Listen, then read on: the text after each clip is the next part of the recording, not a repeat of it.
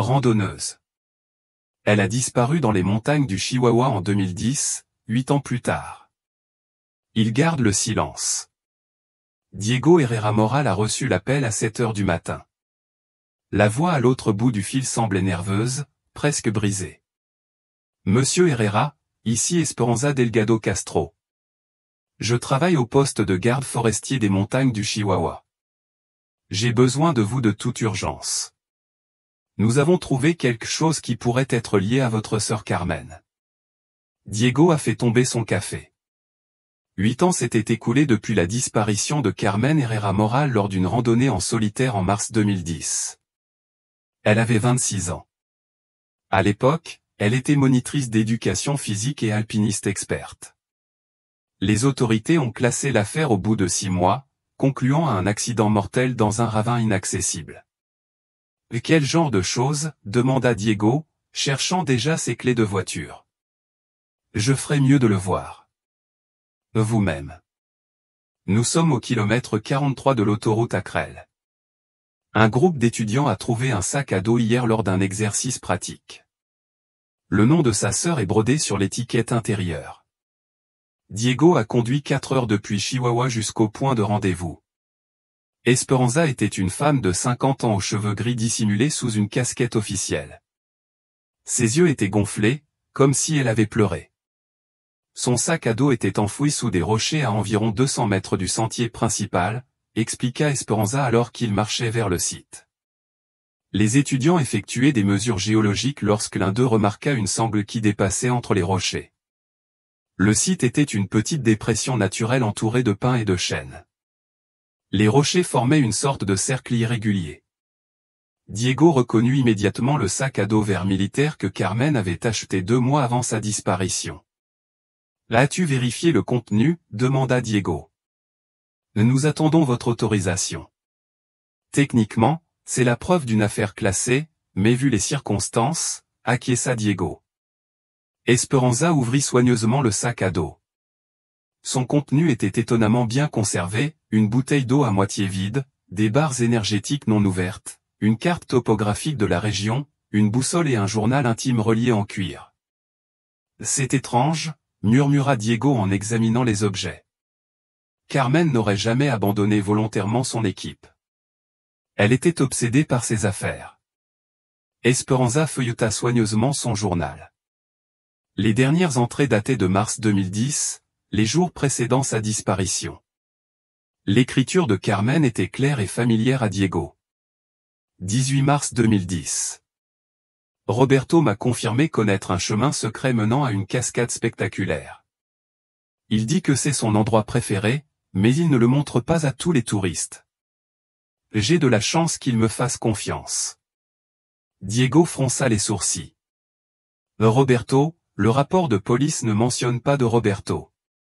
Carmen était censée être seule. 19 mars 2010. Roberto insiste pour que nous y allions seuls, sans autre randonneur. Il dit que le lieu est sacré et que la présence de nombreuses personnes le profanerait. Je trouve son respect pour la nature admirable. Nous partons demain à l'aube. Le 20 mars 2010. Quelque chose cloche. Roberto m'a emmené sur un chemin complètement différent de celui qu'il m'avait indiqué sur la carte. Quand je lui ai posé la question, il s'est énervé et m'a dit que je ne comprenais rien à la montagne. Nous campons ce soir dans un endroit que je ne connais pas. La dernière entrée était incomplète. 21 mars 2010. Roberto n'est pas celui qu'il prétend être. Je l'ai retrouvé dans son sac à dos. La phrase s'interrompait brusquement. Le reste des pages était vierge. Nous devons contacter la police immédiatement, dit Diego. Ce Roberto n'avait jamais été mentionné dans l'enquête initiale. Esperanza hocha la tête. J'ai déjà appelé le capitaine Luis Fernando Ruiz Mendoza. C'est lui qui s'est occupé du cas de ta sœur. Il est en route. Pendant qu'ils attendaient, Diego examina de plus près l'endroit où le sac à dos avait été retrouvé. Les pierres n'étaient pas tombées naturellement. Quelqu'un les avait délibérément placées pour créer une cachette. La végétation environnante présentait des signes de perturbation des années auparavant. Connaissez-vous un guide nommé Roberto qui travaillait ici en 2010 demanda Diego. Il y a plusieurs Roberto, mais il faudrait que je vérifie les registres des guides agréés de l'époque. La plupart des guides locaux sont enregistrés dans notre base de données. Le capitaine Ruiz arriva 2 heures plus tard, accompagné d'un technicien médico-légal. C'était un homme robuste d'une 50aine d'années, à la moustache grise et à l'expression sérieuse que Diego se rappelait 8 ans plus tôt. Monsieur Herrera, je suis désolé que vous ayez à revivre cela, dit le capitaine en lui serrant la main. Mais cette découverte changea complètement la perspective de l'affaire. Le technicien médico-légal photographia méticuleusement le sac à dos et son contenu. Chaque objet a été catalogué et rangé dans des sacs de preuves étiquetés. Le plus important maintenant est d'identifier ce Roberto, a déclaré le capitaine Ruiz en lisant les entrées du journal. Sa sœur n'était visiblement pas partie seule, comme nous le pensions. Quelqu'un avait menti lors de l'enquête initiale. Diego se souvenait parfaitement des interrogatoires de 2010. Carmen avait informé ses collègues qu'elle partirait seule pour une excursion de 3 jours. Sa responsable au gymnase municipal, Elena Paredes Ramos, avait confirmé que Carmen avait expressément demandé l'autorisation d'y aller seule. Je dois examiner tous les dossiers originaux, a poursuivi la capitaine. Quelqu'un connaissait ce Roberto et ne l'a pas mentionné. Esperanza a consulté sa radio portable. Je viens de confirmer auprès du bureau central.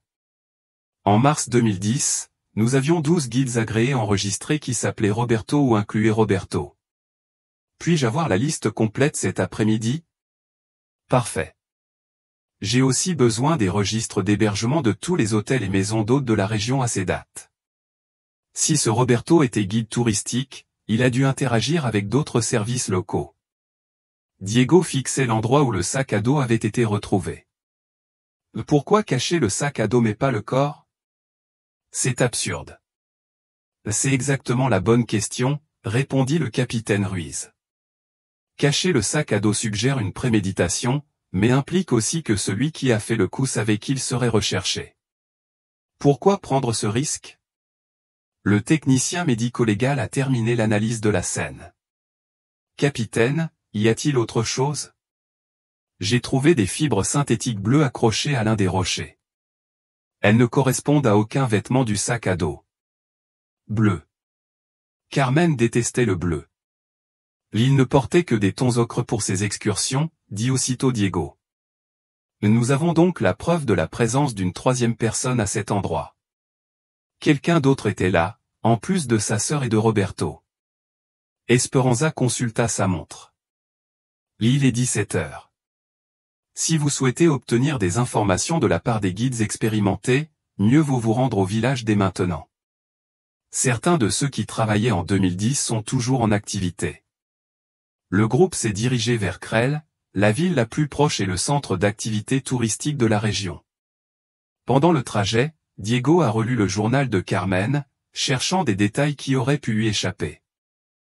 Quelque chose me tracasse, dit Diego au capitaine Ruiz. Carmen écrivait tous les jours pendant l'excursion. C'était sa façon de gérer ses expériences. Mais entre le 19 et le 20, le ton changea radicalement. Le 19, elle semblait confiante, presque excitée. Le 20, elle était déjà inquiète. Que pensez-vous qu'il se soit passé entre ces 2 dates? Roberto lui a-t-il révélé sa véritable personnalité, ou Carmen a-t-elle découvert quelque chose chez lui qui l'a effrayé? À Cril, ils se sont rendus directement à l'office de tourisme municipal. La responsable, Patricia Sanchez Vega, y travaillait depuis 15 ans et connaissait tous les guides de la région. Roberto, en 2010, murmura Patricia en consultant de vieux dossiers. Nous avions Roberto Vasquez Salinas, Roberto Moreno Castillo, Roberto Silva Pacheco. Il nous faut des photos et les coordonnées de chacun d'eux, dit le capitaine Ruiz. Roberto Vasquez était le plus populaire, spécialisé dans les itinéraires difficiles pour randonneurs expérimentés et très respecté des touristes étrangers. Personne ne se plaignait de lui. Diego frissonna. Son profil correspondait parfaitement au type de guide que Carmen aurait choisi. Où peut-on trouver Roberto Vasquez maintenant, demanda-t-il. Patricia sourit. C'est facile. Il a une maison d'hôte ici en ville, la maison de l'alpiniste sur la rue principale. Il doit préparer le dîner pour ses invités.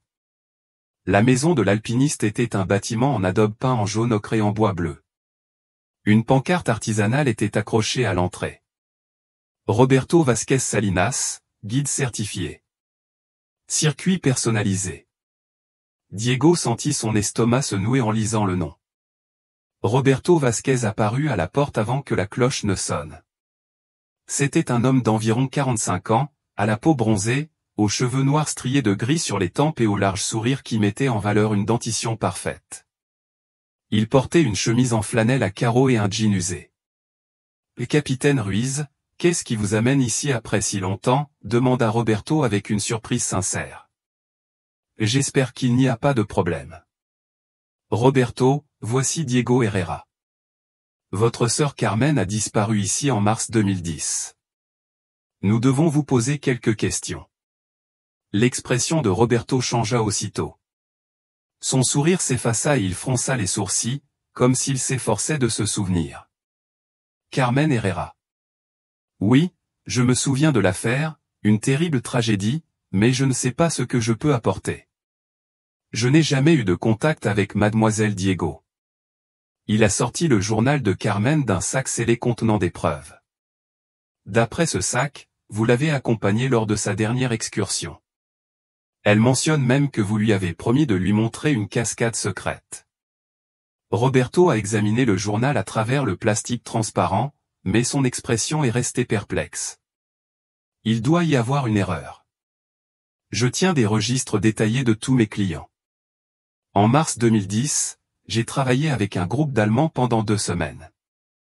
Pourrions-nous consulter ces registres, a demandé le capitaine Ruiz. Bien sûr. Entrez, s'il vous plaît.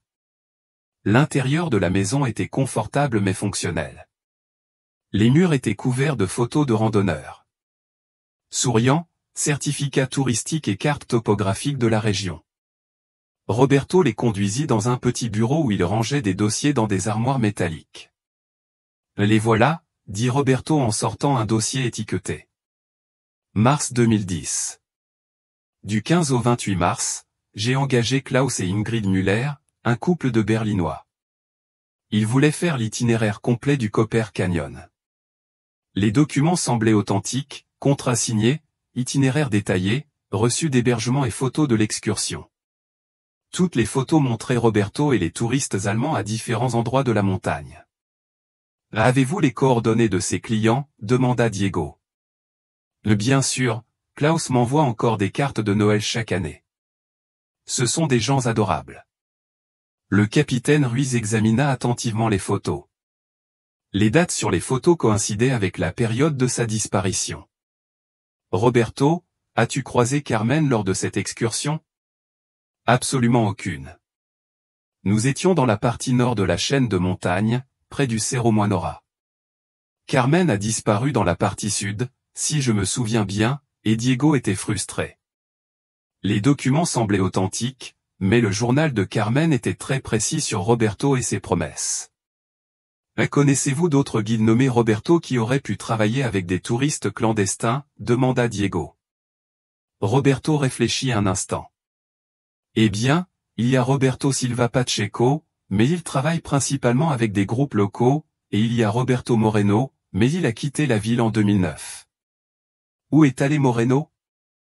À Mexico, je crois. Il avait des problèmes. Bon, je ne devrais pas en parler sans preuve. Le capitaine Ruiz s'approcha. Roberto, c'est une enquête criminelle rouverte. Toute information pourrait être pertinente. Roberto soupira. Roberto Moreno avait la réputation de prendre des raccourcis. Il emmenait parfois des touristes dans des zones non autorisées sans autorisation. Des rumeurs circulaient selon lesquelles il facturait des espèces pour éviter les taxes. Rien de grave. Mais l'association des guides décida de ne pas renouveler sa certification. Savez-vous comment le contacter? Non, mais sa sœur Juana Moreno Castillo vit toujours ici. Elle possède une boutique d'artisanat sur la place principale. Après avoir noté les informations, le groupe s'est dirigé vers la boutique de Juana. En chemin, Diego a fait part de ses doutes au capitaine Ruiz. Les antécédents de Roberto Vasquez semblent solides, mais quelque chose cloche. Le journal de Carmen est très précis sur les conversations qu'elle a eues avec Roberto. Roberto Moreno aurait peut-être utilisé le nom de Roberto Vasquez pour gagner en crédibilité auprès des touristes, a suggéré le capitaine. La boutique de Juana Moreno était sur le point de fermer à leur arrivée. C'était une femme de 60 ans, petite et nerveuse, aux mains tachées de teinture textile. Lorsqu'elle mentionna son frère Roberto, son visage se crispa visiblement. Roberto, je n'ai plus de nouvelles de Roberto depuis des années. Il est parti et n'est pas revenu. Madame Moreno, nous enquêtons sur la disparition d'un touriste en 2010. Votre frère pourrait avoir des informations pertinentes. Juana secoua vigoureusement la tête. Roberto ne travaillait pas avec des touristes en 2010. Il avait des problèmes personnels, des problèmes d'alcool. Quel genre de problème? Insista le capitaine. Mon frère était un bon guide, mais il avait mauvais caractère quand il buvait.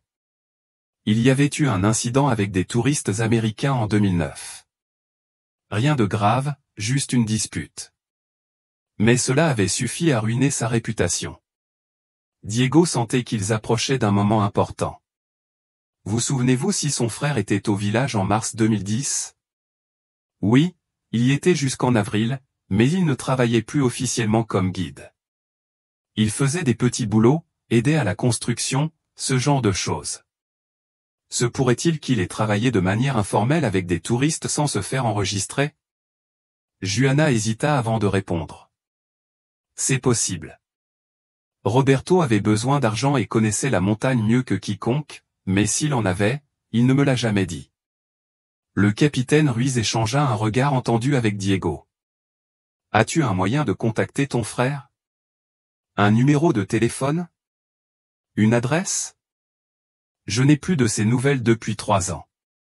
La dernière fois qu'il m'a parlé, c'était pour me demander de l'argent. Je lui ai dit que je n'en avais pas. Il m'a indiqué où il habitait. À Mexico, quelque part au nord de la ville, il travaillait dans le bâtiment, mais c'est tout ce que je sais. Ils ont quitté le magasin avec plus de questions que de réponses. Il était clair que Roberto Moreno avait à la fois un mobile et une opportunité de travailler illégalement avec des touristes en mars 2010. Demain, nous contacterons la police de Mexico pour localiser Roberto Moreno, a déclaré le capitaine Ruiz. En attendant, nous devons examiner tous les registres d'hébergement de cette époque. Si Carmen a séjourné quelque part dans la région, il devrait y en avoir un. De retour à l'office de tourisme, Patricia Sanchez leur a fourni la liste de tous les établissements d'hébergement actifs en mars 2010. 3 petits hôtels, 2 maisons d'hôtes et plusieurs campings autorisés. Carmen avait bien dû séjourner quelque part, songea Diego. Elle n'était pas du genre à camper sur des sites non autorisés. Ils visitèrent l'hôtel Sierra Madreo. La réceptionniste de service, Maria José Espinoza Luna, y travaillait depuis 2008. Elle vérifia manuellement ses dossiers depuis mars 2010. Herrera. Le voici. Carmen Herrera Moral. Elle est arrivée le 19 mars pour 2 nuits, mais n'est jamais venue pour libérer l'hôtel le 21. Vous souvenez-vous de quelque chose de particulier à son sujet? Elle était très organisée. Elle a laissé ses bagages à la réception et a dit qu'elle reviendrait l'après-midi même après avoir rencontré son guide. Elle n'est jamais revenue. Elle a mentionné le nom du guide. Maria José s'est concentrée. Je crois qu'elle a dit Roberto, mais je n'en suis pas sûr. Il y avait beaucoup de touristes à ce moment-là. Vous souvenez-vous si ce Roberto est venu à l'hôtel? Pas à ma connaissance. Mademoiselle Herrera est partie seule, et c'est tout. Diego ressentit un mélange de soulagement et de frustration. Ils eurent enfin la confirmation que Carmen avait parlé de Roberto à d'autres personnes, mais ils ne parvenaient toujours pas à l'identifier avec certitude. Le capitaine Ruiz a demandé une copie des registres de l'hôtel. Demain, nous commencerons à chercher Roberto Moreno à Mexico. Si c'est bien lui qui accompagnait Carmen, nous devons le retrouver de toute urgence. Alors qu'il retournait vers Chihuahua, Diego ne cessait de penser à la coïncidence de la présence de 2 guides Roberto dans la même ville. Était-ce vraiment une coïncidence, ou y avait-il quelque chose de plus profond qu'il ne voyait pas? Capitaine, ne trouvez-vous pas étrange que Roberto Vasquez ait conservé des traces aussi détaillées de ses activités en mars 2010, comme s'il savait qu'il aurait besoin d'un alibi un jour? Le capitaine Ruiz hocha la tête. C'est une observation intéressante. Nous enverrons ces photos pour analyse technique demain. S'ils ont été manipulés ou si les dates ont été modifiées, nous le saurons. Diego s'est réveillé à 6 heures du matin avec un sentiment d'urgence qu'il n'avait pas ressenti depuis des années. Après le petit déjeuner, il s'est rendu directement au commissariat de Chihuahua, où le capitaine Ruiz avait prévu une réunion de travail pour examiner tous les dossiers de l'affaire initiale. Le capitaine avait déjà étalé sur son bureau des photos, des documents et des rapports de l'enquête de 2010. Au centre se trouvait le dossier principal. Affaire 20 108 847. Carmen Herrera Moral. Disparition. Je passe tout en revue depuis 5 heures du matin, dit le capitaine Ruiz. Il y a des incohérences que je n'avais pas remarquées sur le moment. Regardez ça. Il montra une déclaration signée par Elena Paredes Ramos, la responsable de Carmen au gymnase municipal. Elena affirmait que Carmen avait demandé l'autorisation de faire une excursion de 3 jours en solo. Mais elle déplaça son doigt vers une autre page. Le permis officiel rempli par Carmen précisait une excursion avec un guide local agréé.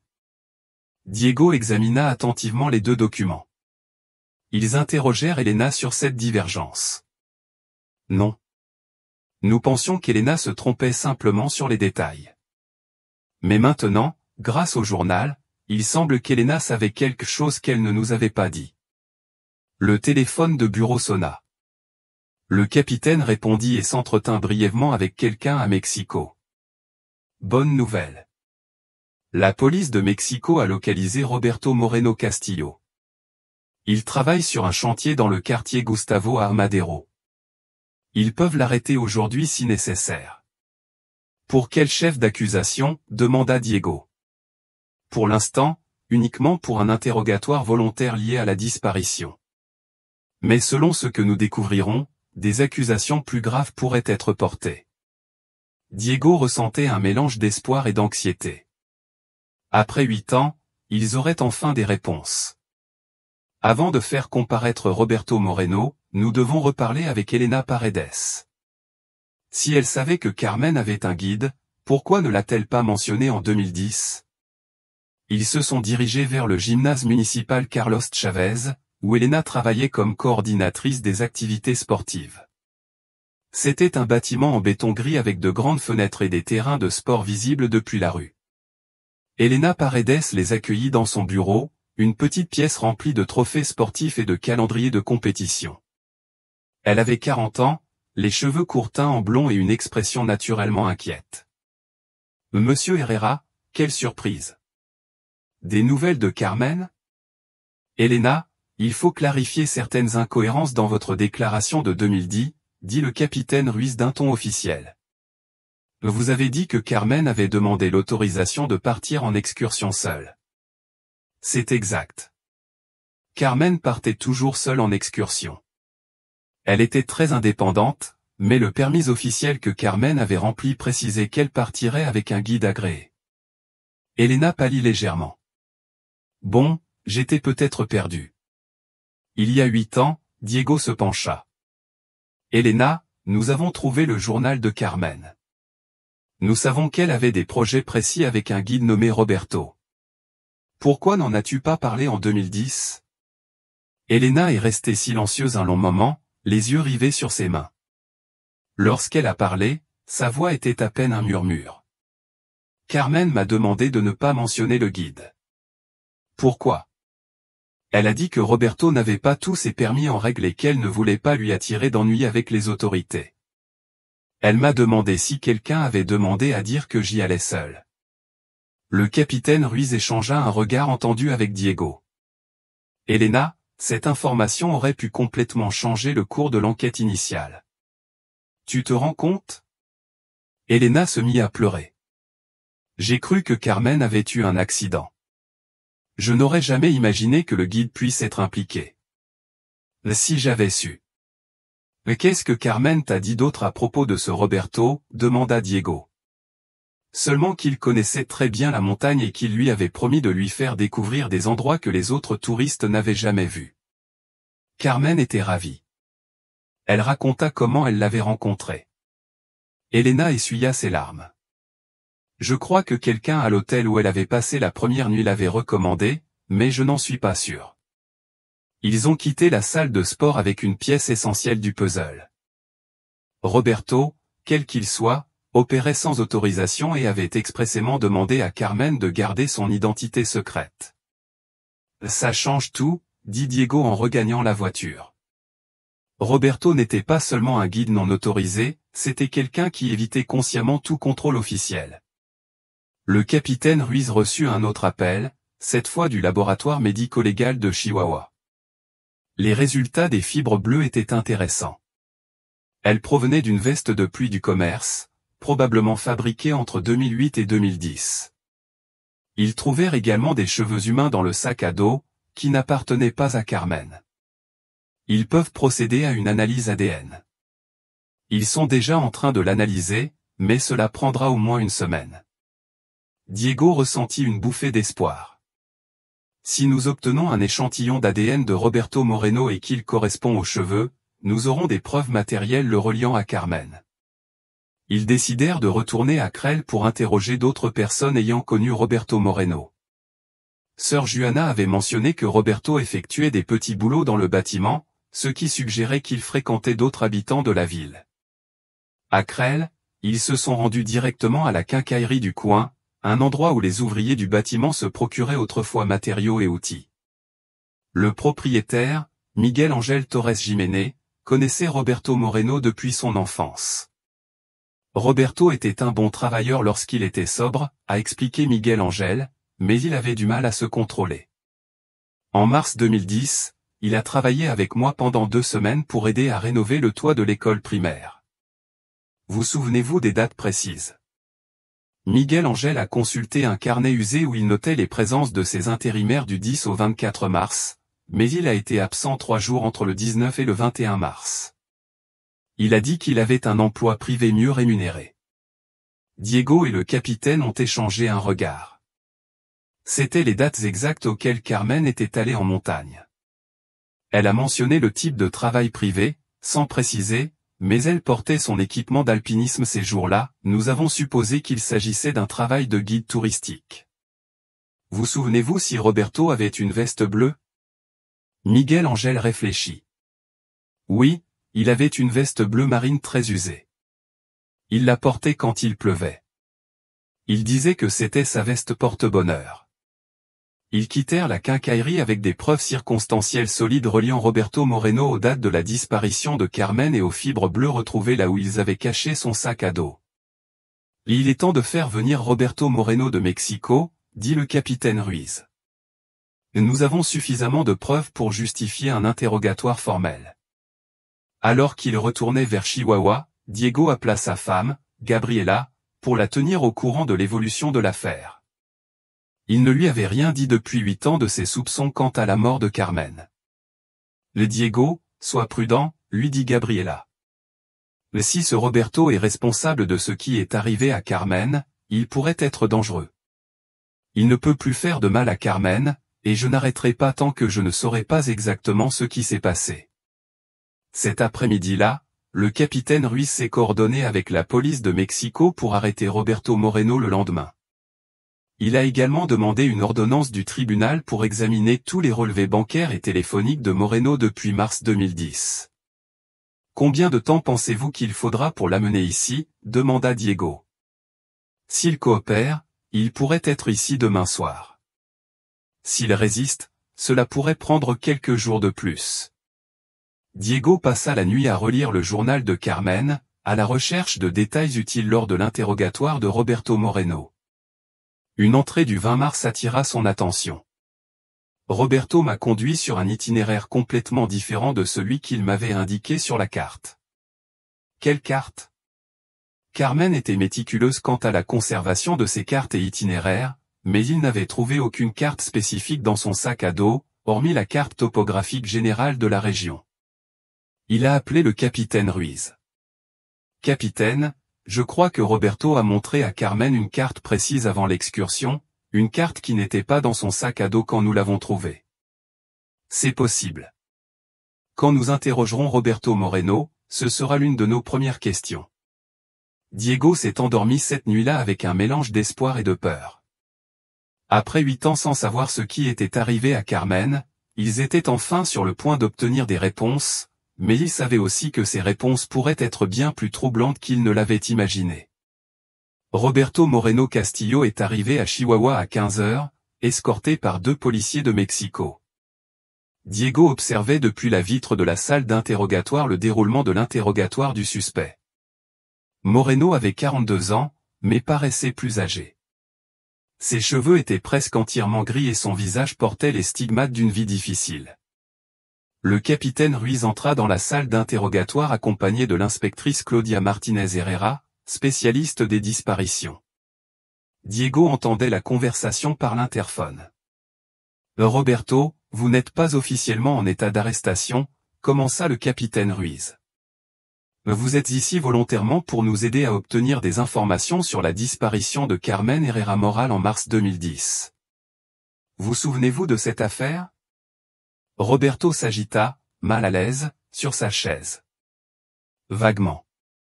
Il y avait eu une sacrée agitation en ville lors de la disparition de cette touriste.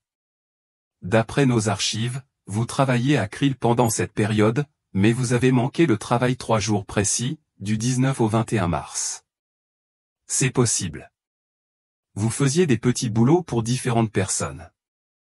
Je ne me souviens pas de date précise d'il y a 8 ans.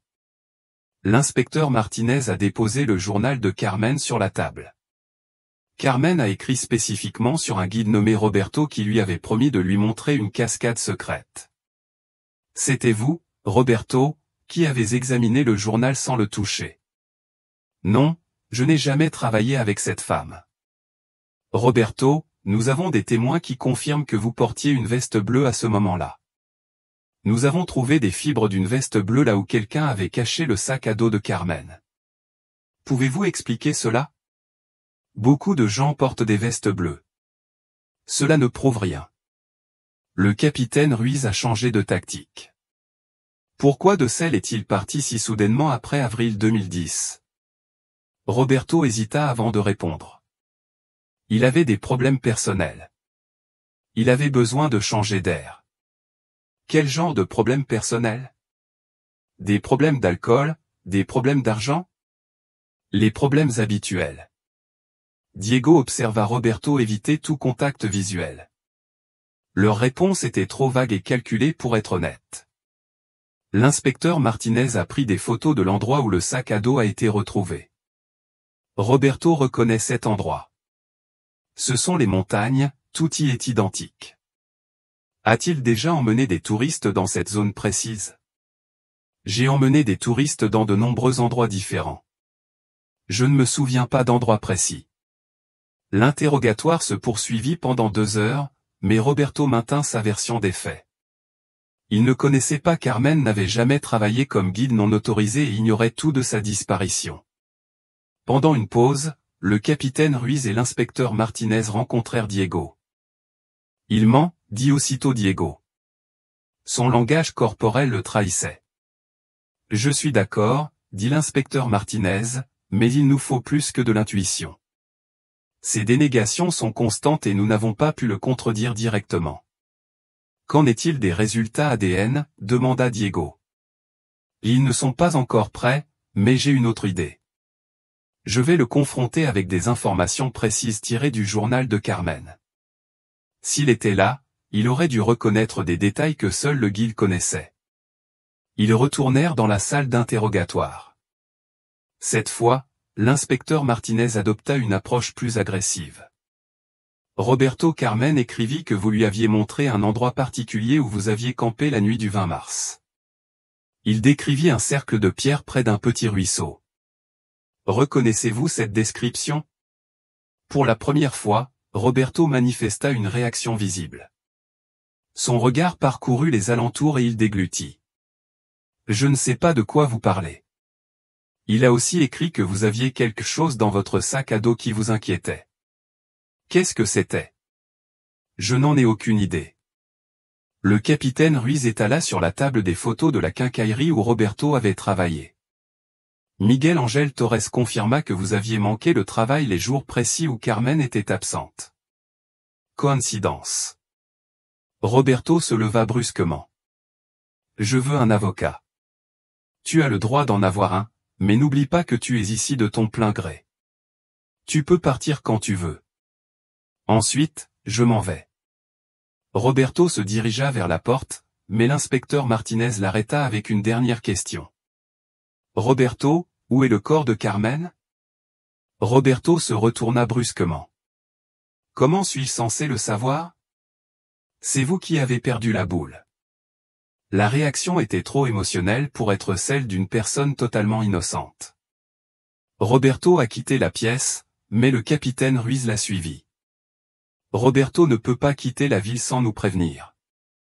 Nous enquêtons toujours et nous devrons peut-être vous reparler.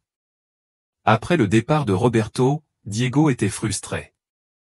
Nous savons qu'il est coupable, mais nous n'avons pas suffisamment de preuves pour l'arrêter. Pas encore, a déclaré l'inspecteur Martinez. Mais sa réaction quand j'ai mentionné le cercle de pierre me dit qu'il connaît cet endroit précis. Examinons de plus près la description de ce journal. Cet après-midi-là, ils retournèrent à Krill pour rechercher l'endroit décrit par Carmen dans son journal, un cercle de pierre près d'un petit ruisseau. Esperanza Delgado se joignit aux recherches avec 2 autres gardes. Après 3 heures de recherche systématique, ils trouvèrent un site correspondant à la description, un cercle de pierre naturelle à environ 500 mètres de l'endroit où ils avaient trouvé le sac à dos, près d'un ruisseau saisonnier qui aurait été alimenté en mars 2010. Ce doit être l'endroit où Carmen et Roberto ont campé la nuit du 20 mars, dit Diego en examinant les lieux. Les techniciens de la police scientifique ont minutieusement analysé le site. Bien que 8 ans se soient écoulés, ils ont trouvé des traces d'un ancien feu de camp et des restes de conserves enfouis à faible profondeur. Il y a autre chose ici, s'est écrié l'un des techniciens. Il avait découvert un objet métallique partiellement enfoui parmi les pierres du cercle. Il s'agissait d'un couteau pliant portant les initiales RMC gravées sur le manche, Roberto Moreno Castillo. Nous disposons désormais de preuves matérielles reliant directement Roberto à l'endroit où se trouvait Carmen avant sa disparition, déclara le capitaine Ruiz. Diego ressentit un mélange de triomphe et d'horreur. Les preuves s'accumulaient, mais cela signifiait aussi que Carmen avait été en réel danger durant ces derniers jours. Ils retournèrent à Chihuahua le soir même. Roberto Moreno séjournait dans un hôtel bon marché du centre-ville, apparemment sans intention de fuir. Nous l'arrêterons officiellement demain, décida le capitaine Ruiz. Grâce aux couteaux et aux fibres, nous disposons de suffisamment de preuves indirectes pour justifier des accusations d'enlèvement et de possible homicide. Diego a appelé ses parents ce soir-là pour les informer de l'évolution de l'affaire. Sa mère, Isabel Herrera Vega, a pleuré en apprenant qu'ils auraient enfin des réponses sur ce qui était arrivé à Carmen. « Tu penses qu'elle a souffert ?» a demandé Isabelle. « Je ne sais pas, maman, mais nous allons découvrir toute la vérité. » Cette nuit-là, Diego n'arrivait pas à dormir. Le lendemain, ils arrêteraient l'homme qui avait probablement tué sa sœur. Mais ils ignoraient toujours où se trouvait le corps de Carmen, ni ce qui s'était passé exactement pendant ces 3 jours dans les montagnes. À 2 heures du matin, son téléphone sonna. C'était le capitaine Ruiz. Diego. Roberto Moreno n'était pas à son hôtel. La réceptionniste dit qu'il est parti à 22 heures et n'est pas revenu. Sa voiture n'est pas garée non plus. Diego a paniqué. Vous pensez qu'il s'est enfui? C'est possible. J'ai émis un avis de recherche. Toutes les routes qui sortent de Chihuahua sont surveillées. Capitaine, si Roberto s'enfuit, c'est parce qu'il sait que les preuves l'incriminent. Ça veut dire qu'il a vraiment tué Carmen. Je sais, mais ne t'inquiète pas, Diego, on va le retrouver. Roberto Moreno a été localisé à 6 heures du matin dans une station-service à 80 km au nord de Chihuahua, alors qu'il essayait de faire le plein de sa voiture avec de l'argent qu'il n'avait pas. Le pompiste avait appelé la police lorsque Roberto s'est montré agressif face au refus de sa carte de crédit. Diego accompagna le capitaine Ruiz et l'inspecteur Martinez jusqu'au lieu de l'arrestation. Roberto était affalé sur la banquette arrière de la voiture de patrouille, les poignets menottés et l'air complètement abattu. « Roberto, pourquoi as-tu essayé de fuir ?» demanda directement le capitaine Ruiz. Il ne fuyait pas, il avait juste besoin d'essence. À 3 heures du matin, dans la direction opposée à celle de son domicile, Roberto n'a pas réagi. De retour au commissariat, Roberto a été formellement arrêté pour enlèvement et homicide en lien avec la disparition de Carmen Herrera Moral. Cette fois, son avocat, Fernando Gutiérrez Ramos, était présent. « Mon client nie toutes les accusations », a immédiatement déclaré l'avocat. « Les preuves sont circonstancielles et ne prouvent aucune implication directe dans un quelconque crime. » L'inspecteur Martinez a déposé le couteau de Roberto sur la table. « Roberto, nous l'avons trouvé à l'endroit exact où Carmen a écrit dans son journal qu'ils campaient ensemble. » Comment expliquez-vous cela ? Roberto regarda son avocat, qui hocha la tête.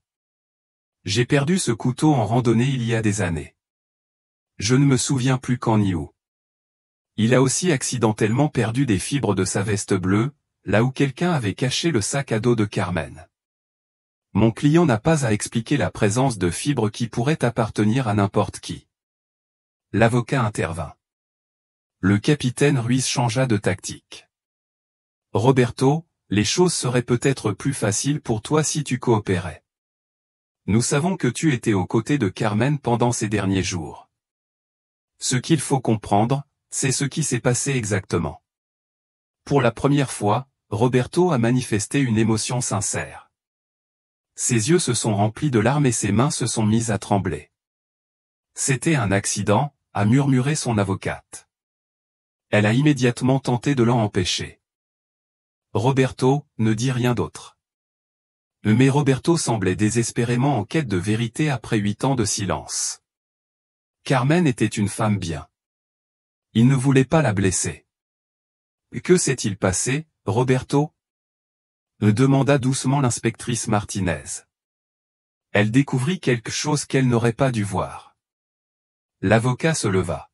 « Capitaine, mon client a besoin d'une pause pour une consultation juridique privée. » « Non, » dit fermement Roberto. « Je n'en peux plus. Je veux dire la vérité. » Diego observait derrière la vitre, ressentant un mélange d'horreur et de soulagement. Ils allaient enfin savoir ce qui était arrivé à Carmen. « Carmen m'a engagé pour une excursion de 2 jours, » commença Roberto. « C'était un travail non officiel, car j'avais perdu ma licence de guide. Elle a payé en espèces, et nous avons convenu de garder le secret. » « Combien lui a-t-elle payé ? » 500 pesos par jour. C'était un bon salaire pour moi à l'époque. J'ai continué. Tout s'est déroulé normalement le premier jour. Nous avons marché jusqu'à la cascade que je lui avais promis de lui montrer. Nous avons campé près du cercle de pierre. Carmen était une bonne alpiniste, très professionnelle. Roberto marqua une longue pause, prenant une grande inspiration. Le deuxième jour, pendant que je préparais le petit déjeuner, Carmen fouilla mon sac à dos à la recherche de sel. Elle trouva quelque chose qu'elle n'aurait pas dû trouver. Qu'a-t-elle trouvé ? Roberto regarda Diego droit dans les yeux à travers la vitre, comme s'il savait qu'il était là. Il a trouvé des petits sacs de drogue, de marijuana et de cocaïne, qu'il transportait pour les revendre en ville. Ses aveux ont fait l'effet d'un coup de poing dans l'estomac de Diego. Sa sœur était morte parce qu'elle se trouvait au mauvais endroit au mauvais moment. Carmen a paniqué. Roberto a continué. Il a dit qu'il allait me dénoncer aux autorités. Je l'ai supplié de ne pas le faire. J'ai expliqué que j'avais besoin d'argent pour mes filles à Mexico. Qu'a-t-elle répondu? Elle a dit que je ne pouvais pas être complice de trafic de drogue. Elle était très stricte sur ce point. Elle a commencé à préparer son sac à dos pour retourner immédiatement au village. Et puis, que s'est-il passé? Roberto s'est mis à pleurer ouvertement. J'ai essayé de la retenir. Je voulais juste la convaincre de ne pas me dénoncer. Mais elle a résisté. Roberto, j'ai besoin que tu sois précis sur ce qui s'est passé, a dit l'inspecteur Martinez. On s'est battu. Carmen était forte, mais j'étais plus grand. Pendant la bagarre, elle s'est cognée la tête contre un rocher. Diego avait l'impression que le monde s'écroulait autour de lui. Sa sœur était morte accidentellement lors d'une bagarre qui n'aurait jamais dû avoir lieu. Carmen est morte sur le coup. Non, elle était inconsciente, mais elle respirait. Je l'ai portée à l'ombre et j'ai essayé de la réanimer, mais au bout d'une heure, Roberto n'arrivait plus à terminer sa phrase. Où est le corps de Carmen maintenant? Demanda le capitaine Ruiz. Je l'ai enterré près du cercle de pierre. Il y a une dépression naturelle entre deux gros rochers. J'ai marqué l'endroit avec une croix faite de petites pierres. Parce qu'elle avait caché son sac à dos ailleurs. Je pensais que s'il retrouvait le sac loin de là où elle était enterrée, les autorités supposeraient qu'elle était tombée dans un ravin inaccessible. Je n'aurais jamais cru qu'il chercherait aussi longtemps. L'inspectrice Martinez a consulté ses notes. Roberto, pourquoi n'as-tu pas signalé l'accident immédiatement? S'il s'agissait vraiment d'un accident lors d'une bagarre, tu aurais pu être moins inculpé. J'avais 2 kilos de drogue sur moi. Si j'avais signalé l'accident, j'aurais été arrêté pour trafic de drogue.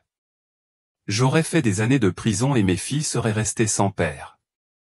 Alors tu as décidé de dissimuler sa mort. J'ai enterré la drogue avec Carmen, nettoyé tout le camp et suis retourné en ville comme si de rien n'était. L'avocat de Roberto prenait des notes avec frénésie. Capitaine, mon client a plaidé coupable d'homicide involontaire et de complicité après les faits. Ce sont des accusations moins graves que le meurtre avec préméditation. C'est au juge d'en décider, répondit le capitaine Ruiz. Roberto, nous avons besoin que tu nous conduises à l'endroit exact où Carmen a été enterrée. Puis-je te demander un service, dit Roberto avec enthousiasme. Cela dépend du service. Je tiens à présenter personnellement mes excuses à la famille de Carmen. Il ne se passe pas un jour sans que je repense à ce que j'ai fait. Diego quitta la salle d'observation et se dirigea directement vers la salle d'interrogatoire.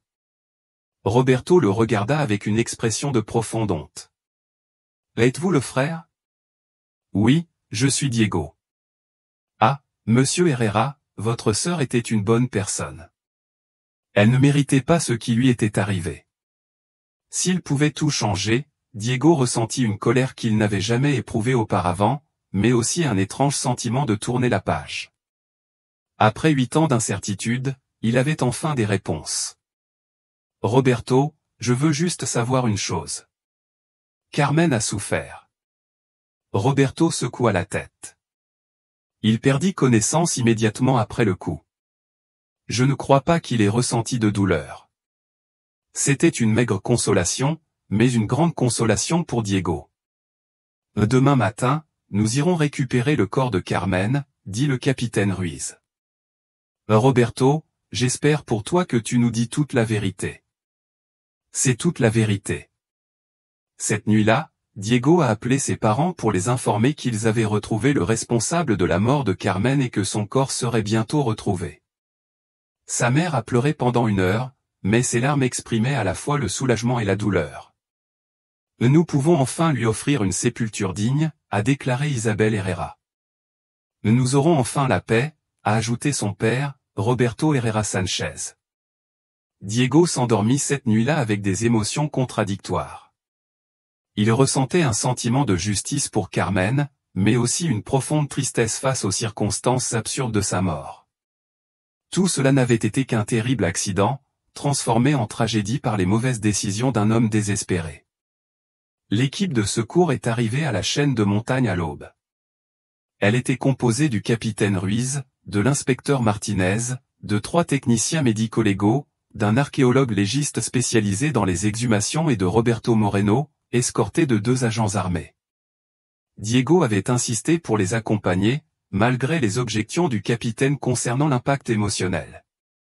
Roberto a conduit le groupe vers le cercle de pierre où ils avaient campé 8 ans plus tôt. Le paysage avait peu changé, les pins étaient encore hauts et le ruisseau saisonnier montrait des signes de fuite après les récentes pluies. L'île est là, dit Roberto en désignant une formation rocheuse naturelle à une centaine de mètres du camp. Entre ces 2 gros rochers, il y a une dépression. Carmen est là. Le groupe s'approcha de l'endroit indiqué. Effectivement, il y avait une dépression naturelle entre 2 énormes rochers, et au sol, on pouvait voir les restes d'une croix faite de petites pierres, presque entièrement recouverte par 8 années de feuilles mortes et de sédiments. Roberto, je veux que tu nous décrives exactement comment tu as enterré le corps, dit l'inspectrice Martinez en préparant son enregistreur. Demanda l'inspecteur Martinez. Je travaillais pour Javier Monte Guerrero, un dealer local. Mon travail consistait à transporter de petits colis entre Krill et Chihuahua. Javier savait-il ce qui était arrivé à Carmen? Roberto hocha lentement la tête. Je lui ai dit qu'il y avait eu un problème avec un touriste qui avait vu la drogue. Je ne lui ai pas dit qu'elle était morte, juste que j'avais dû cacher le produit par mesure de sécurité. Diego a ressenti une nouvelle vague de colère. D'autres personnes savaient que quelque chose était arrivé à Carmen et n'ont rien dit. Javier m'a dit de me taire et de disparaître de la ville un moment. Il m'a aidé à trouver un emploi à Mexico. Le capitaine Ruiz a échangé un regard avec l'inspecteur Martinez. Roberto, Javier Monte vit toujours à Krill. Aux dernières nouvelles. Oui, il possède un magasin de matériel de camping sur Main Street, le même magasin où Carmen a peut-être acheté son matériel pour son excursion. Roberto a semblé comprendre le sous-entendu. C'est possible. Javier connaissait tous les touristes qui achetaient du matériel d'alpinisme.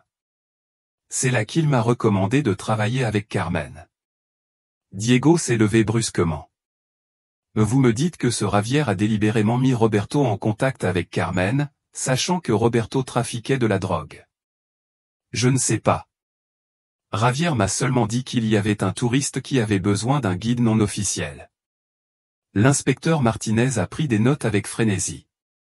Roberto, j'aimerais que tu sois très précis sur les conversations que tu as eues avec Javier après la mort de Carmen. Je lui ai dit que le touriste m'avait vu avec la drogue et que j'avais dû improviser pour protéger l'opération. Javier était très contrarié d'avoir perdu 2 kg de fruits et légumes. Qu'a-t-il dit précisément? Il a dit que les touristes curieux causaient toujours des problèmes et qu'il valait mieux les éviter complètement à l'avenir. Diego avait la nausée. Carmen est morte parce qu'elle était intriguée par les activités illégales. Javier a aussi parlé de tout remettre en ordre. Il m'a donné de l'argent pour aller à Mexico immédiatement. Le capitaine Ruiz se pencha en avant. Roberto, crois-tu que Javier savait que Carmen était morte? Roberto réfléchit longuement. Je ne lui ai pas dit directement qu'elle était morte, mais Javier est intelligent. Quand je lui ai dit que j'avais caché son sac à dos loin du campement, il a probablement compris que je ne retournerais pas au village. Javier lui a expressément demandé de cacher des preuves, mais il m'a expliqué qu'il était important de ne laisser aucune trace de mon travail de guide officieux. L'interrogatoire a duré 3 heures. Roberto a révélé des détails supplémentaires sur le réseau de trafic de drogue dans les montagnes, les itinéraires spécifiques, les autres transporteurs et les méthodes utilisées pour échapper à la détection des autorités. Nous devons arrêter Javier Monte immédiatement, décida le capitaine Ruiz. S'il savait que quelque chose était arrivé à Carmen et ne l'a pas signalé, il est complice de la dissimulation. Le groupe retourna vers Krellel. Durant le trajet, Diego réfléchit à la façon dont la mort de Carmen était le résultat d'une série de décisions criminelles qui avaient commencé bien avant son arrivée dans les montagnes. En Crète, ils trouvèrent facilement la boutique de Javier Monte, Sierra Aventura Équipement. C'était une entreprise apparemment légitime qui vendait des sacs à dos, des tentes, des cordes d'escalade et d'autres équipements d'alpinisme. Javier Monte Guerrero était un homme corpulent de 50 ans, à la barbe grise et aux mains calleuses, signe d'une vie de grand amateur de plein air. Lorsqu'il vit les policiers entrer, son expression passa immédiatement d'une amabilité professionnelle à une prudence défensive. « Comment puis-je aider les policiers ?» Javier Montt est en état d'arrestation, soupçonné de complicité dans la mort de Carmen Herrera Moral et de trafic de substances illicites. Javier ne manifesta aucune surprise, confirmant ses soupçons. « Je veux un avocat avant de dire quoi que ce soit. » « C'est votre droit. Nous avons également un mandat de perquisition pour perquisitionner votre magasin et votre domicile. » Lors de la perquisition du magasin, les techniciens ont découvert un coffre-fort caché derrière un présentoir de sac à dos. À l'intérieur se trouvaient des relevés détaillés des transactions de drogue, avec date, quantité et nom des coursiers. « Voilà », dit l'un des techniciens en montrant un carnet. 20 mars 2010. Roberto Monsieur produit 2 cas, itinéraire touristique, problème avec un civil. Diego lut l'entrée par-dessus l'épaule du technicien. Javier savait exactement ce qui était arrivé à Carmen. Au domicile de Javier, ils trouvèrent des preuves supplémentaires, des photos de touristes ayant acheté du matériel dans son magasin, dont une photo de Carmen prise le jour de son arrivée à Crel. Javier documentait des touristes potentiels, probablement pour identifier ceux qui pourraient être utiles à ces opérations illégales, a expliqué l'inspecteur Martinez. De retour au commissariat de Chihuahua, Javier a été interrogé en compagnie de son avocate, Mercedes Ruiz Torres. Mon client nie toute implication dans la mort de Carmen Herrera, a immédiatement déclaré l'avocat. Javier, nous avons vos propres documents attestant que vous saviez que Roberto avait un litige civil le 20 mars 2010, a déclaré le capitaine Ruiz en montrant le carnet retrouvé dans le coffre. Javier a consulté son avocat avant de répondre. Cette entrée fait référence à une petite dispute entre Roberto et une touriste à propos des prix indicatifs. Rien de plus. Oh, et pourquoi a-t-elle aidé Roberto à fuir vers Mexico immédiatement après? Roberto avait des problèmes personnels. Il lui a proposé son aide en tant qu'ami. L'inspecteur Martinez a mis la photo de Carmen sur la table parce qu'elle avait des photos de touristes chez elle. Il prenait des photos de clients satisfaits pour promouvoir son entreprise. Carmen n'a jamais été sa cliente. Elle avait acheté son matériel à Chihuahua avant de venir à Crel. Javier est resté silencieux. Javier, Roberto a déjà tout avoué. Nous savons que vous l'avez délibérément mis en relation avec Carmen et que vous étiez au courant du trafic de drogue. Votre silence ne fait qu'aggraver votre situation juridique. Après 2 heures d'interrogatoire, Javier a finalement admis être au courant des activités de Roberto, mais a nié avoir eu connaissance de la mort de Carmen. Je pensais que Roberto s'était simplement disputé avec la touriste et qu'elle avait décidé de rentrer plus tôt, a insisté Javier. Pendant 8 ans, il n'a jamais remis en question la raison pour laquelle cette touriste n'était jamais revenue du village et pourquoi sa disparition avait fait la une de tous les journaux locaux. Javier n'a pas pu répondre de manière convaincante.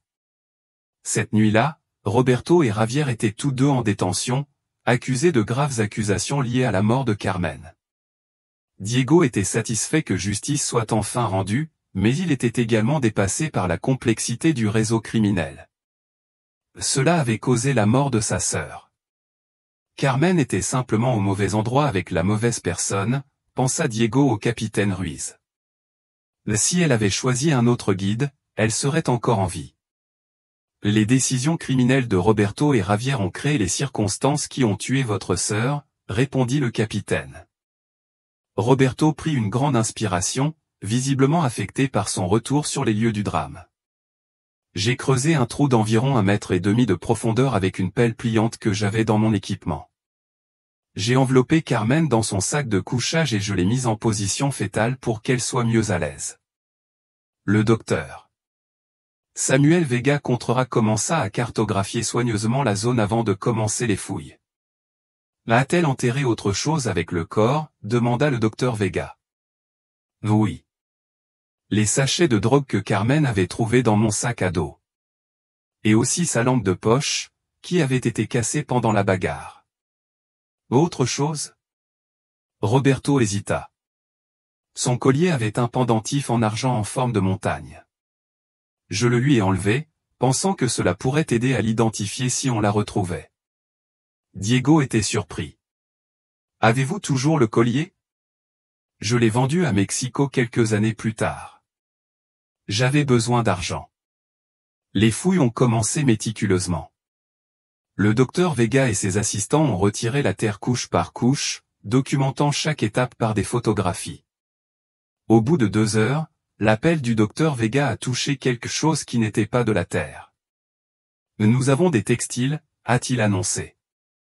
Il s'agissait apparemment d'un sac de couchage synthétique. Diego sentit ses jambes trembler. 8 ans plus tard, il allait voir les restes de sa sœur. Ils continuèrent à creuser avec des outils plus petits, des brosses et des instruments de précision. Peu à peu, les restes du sac de couchage bleu marine que Diego se souvenait avoir vu dans la chambre de Carmen ont émergé. L'état de conservation est meilleur que prévu, a commenté le docteur Vega. L'environnement montagneux sec et la protection des rochers ont minimisé la décomposition. Lorsque les restes ont finalement été entièrement exposés, Diego a dû s'éloigner. Voir le squelette de sa sœur, même après 8 ans de préparation mentale, fut bouleversant. Roberto pleura en silence. Je suis vraiment désolé, répétait-il sans cesse. Les techniciens médico-légaux travaillèrent encore 3 heures, documentant soigneusement chaque os et objet trouvé dans la tombe improvisée. Outre le collier mentionné par Roberto, ils ont découvert les restes d'une lampe torche cassée, 2 petits sacs en plastique ayant contenu de la drogue et les restes des vêtements que Carmen avait portés durant ces derniers jours. Docteur, pouvez-vous déterminer la cause du décès à partir des os, a demandé l'inspecteur Martinez. Le docteur Vega a examiné attentivement le crâne. Une fracture visible de l'os temporal gauche était visible, signe d'un impact violent contre une surface dure. Cette blessure aurait probablement causé un grave traumatisme crânien, ce qui concorde avec le récit de l'accident de Roberto. C'est une hypothèse préliminaire, certes, mais je devrais effectuer une analyse plus approfondie en laboratoire pour confirmer la cause exacte du décès. Le corps de Carmen fut soigneusement retiré et transporté dans un sac mortuaire adapté. Diego accompagna la dépouille dans l'ambulance médico-légale jusqu'à Chihuahua, ressentant un étrange mélange de tristesse et de soulagement. Au laboratoire médico-légal, le docteur Vega entreprit immédiatement une analyse détaillée de la dépouille. Diego a attendu 4 heures dans le couloir jusqu'aux résultats préliminaires. La fracture du crâne est compatible avec un impact accidentel lors d'une bagarre, a confirmé le docteur Vega. Il n'y a aucune preuve de polytraumatisme suggérant une violence intentionnelle extrême. Cela signifie-t-il que Roberto dit la vérité sur l'accident? D'un point de vue médico-légal, son récit est plausible, mais il existe également des preuves que Carmen était consciente pendant un certain temps après l'impact initial. Diego ressentit une nouvelle vague d'horreur. Qu'est-ce que cela signifie? Des marques sur les os de ses poignets suggèrent qu'elle a tenté de bouger ou de résister après le coup initial. Elle était peut-être consciente, mais désorientée pendant quelques minutes avant de mourir. Cette information changea complètement la perspective de Diego sur ce qui s'était passé. Carmen n'était pas morte sur le coup, comme Roberto l'avait affirmé. Ils retournèrent au commissariat, où Roberto fut à nouveau interrogé sur ces nouveaux éléments. Roberto, le coroner, indiqua que Carmen n'était pas morte immédiatement après le coup. Que s'était-il réellement passé durant ces dernières minutes? Roberto pâlit. Carmen. Carmen se réveilla brièvement. Elle était confuse. Ses paroles étaient incohérentes. J'ai essayé de l'aider, mais je ne savais pas quoi faire. Combien de temps était-elle restée consciente? Peut-être 10 minutes. Elle n'arrêtait pas de parler de la drogue à la police, mais ce qu'elle disait n'avait plus de sens. Elle a essayé d'obtenir une aide médicale.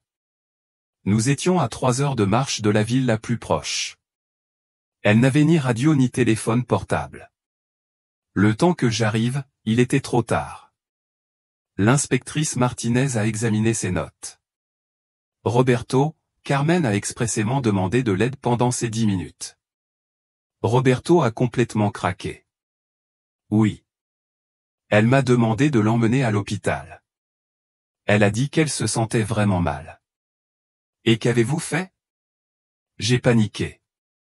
Je savais que si je l'emmenais à l'hôpital, je devrais lui expliquer les médicaments. Je pensais qu'elle se rétablirait d'elle-même. Tu as choisi de protéger tes médicaments au lieu de sauver la vie de Carmen. Roberto n'a pas pu répondre. L'avocat de la défense a demandé une suspension d'audience, mais le mal était déjà fait. Les aveux de Roberto avaient révélé qu'il avait non seulement dissimulé un accident, mais aussi refusé une assistance médicale à une victime qui aurait pu être sauvée. Les accusations vont être plus graves maintenant, a déclaré le capitaine Ruiz à Diego. Homicide par négligence criminelle, et pas seulement homicide involontaire. Diego fut bouleversé par cette révélation. Carmen aurait peut-être survécu si Roberto avait pris la bonne décision au lieu de penser uniquement à lui. Ce soir-là, Diego rencontra ses parents pour les informer des conclusions de la journée. Son père, Roberto Herrera, a réagi avec colère en apprenant que Carmen avait appelé les secours, qui n'arrivaient jamais. Cet homme l'a tué 2 fois, a déclaré Roberto père. D'abord, il l'a battu, puis il l'a laissé mourir. Sa mère, Isabelle, était davantage préoccupée par le fait qu'ils auraient enfin la dépouille de Carmen pour lui offrir une sépulture décente. Quand pouvons-nous organiser les funérailles? Demanda le coroner. Il doit d'abord passer tous les examens, répondit Diego. Probablement dans une semaine. Diego s'endormit cette nuit-là en repensant aux 10 dernières minutes de la vie de Carmen, implorant de l'aide qui ne vint jamais, mourant seul dans les montagnes tandis qu'un lâche protégeait son avenir criminel. La justice viendrait, mais elle ne pourrait pas ramener ces instants cruciaux où une sœur aurait pu être sauvée. Les aveux complets de Roberto Moreno avaient ouvert de nouvelles pistes d'enquête que le capitaine Ruiz avait décidé d'explorer avant les poursuites judiciaires. Si Roberto avait trafiqué de la drogue en 2010, il avait probablement des complices ou des supérieurs hiérarchiques au sein d'un réseau plus vaste. Diego a accompagné le capitaine et l'inspecteur Martinez à un nouvel interrogatoire. Cette fois, Roberto semblait résigné à dire toute la vérité. Roberto, la drogue que tu transportais quand tu as rencontré Carmen, où l'as-tu trouvée? Ce sont eux les responsables, pas Carmen. Diego s'est endormi cette nuit-là en sachant que l'enquête était pratiquement terminée, mais il avait encore besoin de voir ces hommes assumer pleinement les conséquences de leurs actes devant un tribunal. La pression juridique s'est intensifiée sur Javier Montt lorsque le parquet l'a informé qu'il risquait d'être inculpé de complicité après les faits, de trafic de drogue à grande échelle et d'entrave à la justice. Son avocate, Mercedes Ruiz Torres, lui a conseillé d'envisager une réduction de peine en échange d'une pleine coopération. Diego a assisté depuis la salle d'audience à l'interrogatoire de Javier. Cette fois, il semblait beaucoup plus disposé à parler. Mon client est prêt à fournir des informations complètes sur sa participation aux événements de mars 2010, a annoncé l'avocat Ruiz Torres. Le procureur Adolfo Mendoza Vázquez a mené l'interrogatoire avec le capitaine Ruiz. Javier, nous voulons savoir exactement comment Carmen Herrera a commencé à travailler avec Roberto Moreno. Le procureur Mendoza commença. Javier prit une grande inspiration avant de commencer. Carmen est arrivée à mon atelier le 18 mars 2010. Elle avait besoin de matériel supplémentaire pour une excursion de plusieurs jours. Elle semblait être une alpiniste expérimentée. Quel type de matériel a-t-elle acheté? Des cordes d'escalade spéciales, des clous et un harnais professionnel. Du matériel que seule une personne expérimentée saurait utiliser. Comment l'idée d'engager un guide est-elle venue? Carmen a mentionné qu'elle voulait explorer des zones peu touristiques des montagnes. Je lui ai dit qu'elle aurait besoin d'un guide spécialisé pour ces régions. Diego s'est penché en avant. C'était une information nouvelle que Roberto n'avait pas mentionnée. Pourquoi avait-il spécifiquement recommandé Roberto Moreno? Roberto avait un besoin urgent d'argent. Il faisait pression sur moi pour obtenir des travaux supplémentaires liés à mes autres activités professionnelles, notamment son trafic de drogue. Oui, Roberto transportait des produits entre Crel et divers points de distribution dans le Chihuahua. C'était un travail irrégulier, mais bien rémunéré. Le procureur Mendoza a consulté ses notes. Javier, Saviez-vous que Roberto n'avait pas de licence de guide valide lorsque vous l'avez recommandé à Carmen? Oui, mais Roberto connaissait la montagne mieux que beaucoup de guides officiels. Je pensais qu'il pourrait faire le travail sans problème. Il a mentionné à Carmen que Roberto n'avait pas de permis. Javier a hésité. Je ne lui ai pas précisé que Roberto était très expérimenté et préférait travailler seul. Carmen savait que Roberto avait des antécédents d'alcoolisme et d'agressivité. Non, je n'ai pas mentionné ces détails. L'inspecteur Martinez est intervenu. Javier, quand Roberto est revenu le 21 mars et vous a raconté qu'il avait eu un problème avec un civil, qu'avez-vous compris exactement? Roberto était très nerveux. Il a dit que le touriste avait trouvé son objet pendant l'excursion et avait menacé de le signaler. Qu'a-t-il dit avoir fait? Il a dit qu'il avait géré la situation et qu'il n'y aurait plus de problème à l'avenir. Il ne lui demanda pas précisément comment il avait géré la situation. Javier se tortilla, mal à l'aise. Dans notre métier, il vaut parfois mieux ne pas trop demander de détails. Diego était écœuré par l'attitude désinvolte de Javier face à ce qui avait clairement été la mort de Carmen. Javier, au cours des semaines suivantes, se demanda pourquoi Carmen n'était pas revenue en ville. Le capitaine Ruiz lui demanda.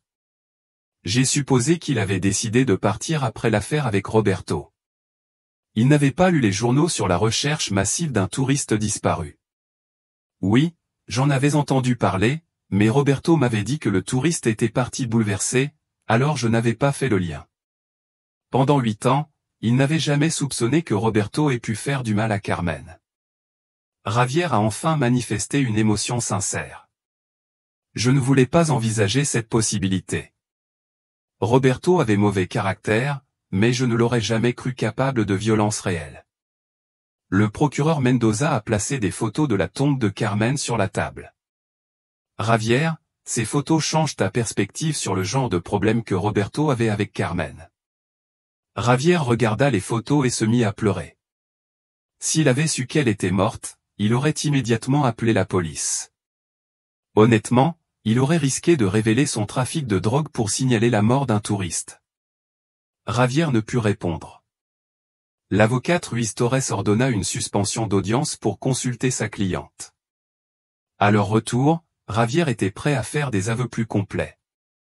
Je tiens à admettre que je soupçonnais un événement grave avec Carmen, dit Javier, mais j'avais trop peur des conséquences pour enquêter davantage. Quelles conséquences? Mon trafic de drogue impliquait des personnes dangereuses. Si j'avais causé des problèmes en signalant la mort de Carmen, j'aurais mis ma famille en danger. Qui étaient ces individus dangereux? Des trafiquants de drogue de Sinaloa? N'étaient-ils pas des personnes à prendre à la légère? Le procureur Mendoza s'est immédiatement intéressé. Ce réseau de trafiquants existe-t-il toujours?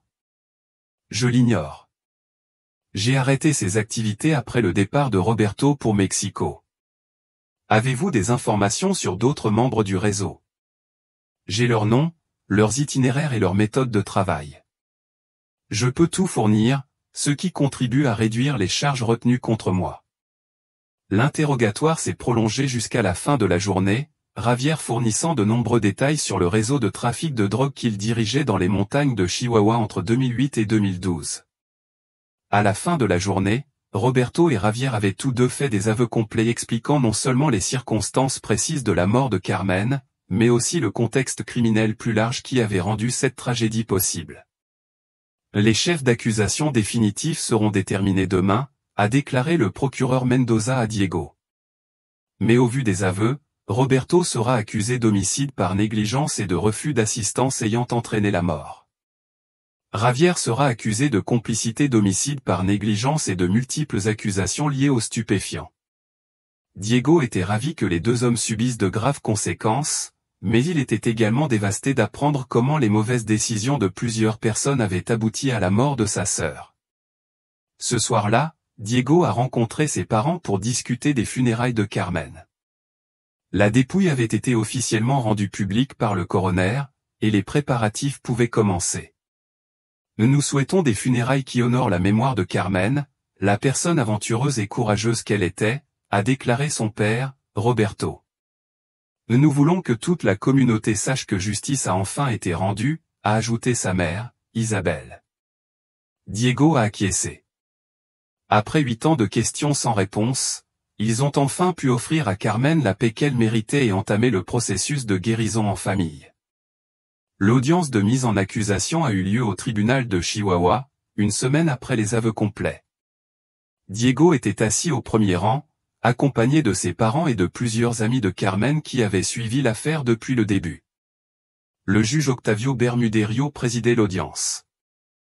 Les chefs d'accusation contre Roberto Moreno Castillo furent d'abord lus: homicide par négligence aggravée, refus de porter secours ayant entraîné la mort, dissimulation de cadavres et trafic de substances illicites. Comment plaide l'accusé? A demandé le juge Bermudez. L'avocat de Roberto, Fernando Gutiérrez Ramos, s'est levé. Votre honneur, mon client plaide coupable de tous les chefs d'accusation et est prêt à coopérer pleinement au processus de détermination de la peine. Les chefs d'accusation contre Javier Montt Guerrero ont ensuite été lus. Complicité d'homicide involontaire, entrave à la justice, trafic à grande échelle de substances illicites et blanchiment d'argent. Votre honneur, a déclaré maître Mercedes Ruiz Torres. Ma cliente plaide également coupable et a fourni des informations précieuses qui ont permis le démantèlement d'un réseau de trafic de drogue opérant dans la région. La juge Bermudez a examiné attentivement les dossiers des deux affaires avant de poursuivre. Compte tenu de la nature de ces crimes et des plaidoyers de culpabilité, nous passerons directement à la phase de détermination de la peine. Cependant, nous entendrons d'abord les déclarations de la victime. Diego s'est levé lorsqu'il a été appelé à la barre. Il avait soigneusement préparé ses propos. Son honneur, Carmen Herrera Moral, était ma sœur cadette. Elle était professeure d'éducation physique, adorait la nature et se portait volontaire pour enseigner le sport aux enfants défavorisés. Elle illuminait la vie de tous ceux qui la connaissaient. Diego marqua une pause, rassemblant ses émotions. Pendant 8 ans, notre famille a vécu dans l'incertitude de ne pas savoir ce qui était arrivé à Carmen. Cette incertitude a été presque aussi douloureuse que sa perte. Roberto Moreno a non seulement tué ma sœur, mais il a condamné notre famille à une torture émotionnelle. Il a regardé Roberto droit dans les yeux. Ce qui me fait le plus mal, c'est de savoir que Carmen a demandé une aide médicale et que vous avez nié ses activités criminelles. Ma sœur pourrait être en vie aujourd'hui si tu avais pris la bonne décision à l'époque. Il se tourna alors vers Javier. Et toi, Javier Montt, tu savais que quelque chose de grave s'était produit, mais tu as préféré tes activités criminelles à la vie d'une personne innocente. Ton silence a prolongé inutilement nos souffrances. Diego conclut, nous demandons au tribunal d'infliger les peines maximales prévues par la loi. Aucune punition ne peut ramener Carmen, mais nous voulons que ces hommes paient pleinement pour leurs actes. Les parents de Carmen ont également fait des déclarations brèves mais émouvantes sur l'impact de la perte de leur fille et sur l'importance de la justice. Au moment des plaidoiries finales des accusés, Roberto demanda la parole. Votre honneur, famille Herrera, les mots me manquent pour exprimer mes regrets. Carmen était une bonne personne qui ne méritait pas ce qui lui est arrivé. Ma lâcheté et mes mauvaises décisions ont tué une femme innocente et causé des années de souffrance à sa famille. Roberto se mit à pleurer. Si je pouvais changer ce qui s'est passé, je le ferais. Si je pouvais échanger ma vie contre celle de Carmen, je le ferais sans hésiter. J'assume pleinement la responsabilité de mes actes et suis prêt à en assumer les conséquences. Javier a également fait une déclaration. Votre honneur, bien que je n'ai pas été directement impliqué dans la mort de Carmen, je reconnais que mes actes et mon silence ont contribué à cette tragédie. Je présente mes excuses à la famille Herrera et promets de coopérer pleinement avec les autorités afin que d'autres criminels soient traduits en justice. Le juge Bermudez a délibéré pendant 1 heure avant de prononcer les peines. Roberto Moreno Castillo, compte tenu de ses aveux complets et de sa coopération, mais aussi de la gravité de ses crimes, notamment le refus de soins médicaux à Carmen Herrera. Ce tribunal le condamne à 18 ans de prison ferme, sans possibilité de libération conditionnelle avant 12 ans. Diego a éprouvé une profonde satisfaction. C'était une peine lourde, à la mesure de la gravité des crimes de Roberto. Bien que Javier Monteguerrero ait été impliqué indirectement, son action criminelle a créé les circonstances qui ont conduit à la mort de Carmen Herrera, et son silence a prolongé la souffrance de la famille. Ce tribunal le condamne à 12 ans de prison ferme, sans possibilité de libération conditionnelle avant 8 ans. Le juge a ajouté, de plus, les deux accusés devront verser à la famille Herrera une indemnisation intégrale pour les frais juridiques, les frais funéraires et le préjudice moral, dont le montant sera déterminé lors d'une audience distincte. Finalement, les informations fournies par les deux accusés ont donné lieu à des mandats d'arrêt contre 6 autres membres du réseau de trafic de drogue. La coopération des accusés sera accueillie favorablement si elle aboutit à des condamnations supplémentaires. Après l'audience, Diego a rencontré le capitaine Ruiz et le procureur Mendoza. « Êtes-vous satisfait des peines prononcées ?» a demandé le procureur. « Oui, ces peines reflètent la gravité de leurs actes, mais surtout, justice est enfin rendue à Carmen. » Le capitaine Ruiz a rendu compte de l'évolution de l'affaire. Les informations de Javier ont déjà permis 3 arrestations supplémentaires. Nous sommes convaincus de démanteler complètement le réseau de drogue opérant dans les montagnes. Cela signifie que les autres touristes seront plus en sécurité. Ce réseau opérait sans aucun doute depuis des années sans être détecté. Carmen n'était probablement pas sa seule victime, même si elle était peut-être la plus tragique. Diego se sentit réconforté de savoir que la mort de Carmen avait permis la mise en place de mesures visant à protéger les futurs visiteurs des montagnes. Cet après-midi-là, la famille Herrera fit une déclaration publique aux médias. Après 8 ans d'incertitude, nous avons enfin des réponses et justice pour Carmen, a déclaré Diego devant la caméra. Nous tenons à remercier le capitaine Luis Fernando Ruiz Mendoza, l'inspectrice Claudia Martinez Herrera et tous les enquêteurs qui ont travaillé sans relâche pour résoudre cette affaire. Nous voulons également que cette affaire serve d'avertissement, a ajouté son père, Roberto. Les touristes devraient enquêter attentivement sur leur guide et signaler immédiatement toute activité suspecte aux autorités. Carmen aimait la montagne et croyait en la bonté des gens, conclut sa mère, Isabelle. Bien que nous ayons perdu notre fille à cause du mal d'autrui, nous ne voulons pas que sa mort dissuade d'autres personnes d'explorer et de profiter de la nature qu'elle aimait tant. Les journalistes ont posé plusieurs questions sur les détails de l'affaire, mais Diego a simplement confirmé qu'ils étaient satisfaits des peines prononcées et qu'ils pouvaient enfin entamer le processus de guérison en famille. Ce soir-là, Diego a repensé au long chemin parcouru depuis la découverte accidentelle du sac à dos de Carmen jusqu'aux peines prononcées ce jour-là. Ce processus douloureux, mais nécessaire, leur avait enfin apporté les réponses dont ils avaient besoin. Demain, les funérailles de Carmen, 8 ans après sa mort, avaient lieu. Ils pouvaient enfin dire un véritable adieu à la sœur, à la fille et à l'ami qu'ils avaient perdu trop tôt. Les funérailles de Carmen Herrera Moral ont eu lieu à la paroisse de San José, dans le centre de Chihuahua. L'église était pleine à craquer, famille, amis, collègues, élèves que Carmen avait entraînés en sport et membres de la communauté qui suivait son dossier depuis 8 ans. Diego avait passé la nuit précédente à préparer l'éloge funèbre, cherchant les mots pour honorer à la fois la vie de Carmen et la justice finalement obtenue. Le père Miguel Santana Morlo, qui connaissait Carmen depuis sa jeunesse, célébrait la messe. Carmen Herrera était une lumière pour notre communauté. Il a déclaré lors de son homélie que sa passion pour la vie, son amour de la nature et son dévouement à aider les autres, en particulier les enfants, constituent l'héritage dont nous devons nous souvenir. Au moment de l'éloge funèbre, Diego s'est approché de la chaire avec un mélange de tristesse et de détermination. Carmen avait 26 ans lorsque nous l'avons perdue. C'était un âge où la plupart des gens commencent tout juste leur vie d'adulte, mais Carmen avait déjà profondément marqué la vie de centaines de personnes.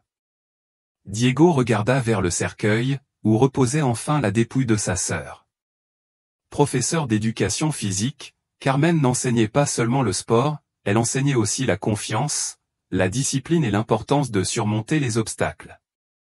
En tant que sœur, elle était ma confidente, ma partenaire d'aventure et mon exemple de courage. Il marqua une pause pour rassembler ses émotions. Pendant 8 ans, nous avons vécu sans savoir ce qui était arrivé à Carmen. Cette incertitude était une torture, mais elle nous a aussi appris l'importance de ne jamais abandonner dans notre quête de vérité et de justice. Diego s'est adressé spécifiquement aux enfants et aux jeunes présents, dont beaucoup avaient été les élèves de Carmen. Carmen aurait voulu que vous sachiez qu'il ne faut pas avoir peur de l'aventure, mais qu'il faut être prudent face aux risques. Renseignez-vous, posez des questions et n'ignorez jamais votre instinct lorsque quelque chose ne va pas. Elle a conclu. Carmen est morte en faisant ce qu'elle aimait, en explorant la nature de notre magnifique État, même si nous l'avons perdue trop tôt et de façon terrible. Nous ne voulons pas que sa mort soit uniquement marquée par la tragédie. Nous voulons qu'on se souvienne d'elle pour la vie extraordinaire qu'elle a menée et pour les leçons de courage, de bonté et de persévérance qu'elle nous a enseignées. Après la messe, le cortège funèbre s'est dirigé vers le cimetière municipal, où Carmen serait enfin inhumée. Diego avait choisi une pierre tombale simple avec une inscription qui reflétait l'essence même de sa sœur. Carmen Herrera Moral. 1984 à 2010, elle aimait la vie, l'aventure et aider les autres. Au cimetière, Elena Paredes Ramos, l'ancienne responsable de Carmen, a abordé Diego. Diego, je voulais encore m'excuser de ne pas avoir dit la vérité en 2010. Si j'avais mentionné Roberto dès le début, Elena, nous aurions tous fait des erreurs. L'important, c'est que justice soit enfin rendue. Carmen m'a demandé de garder secrète l'histoire du guide, car elle voulait le protéger.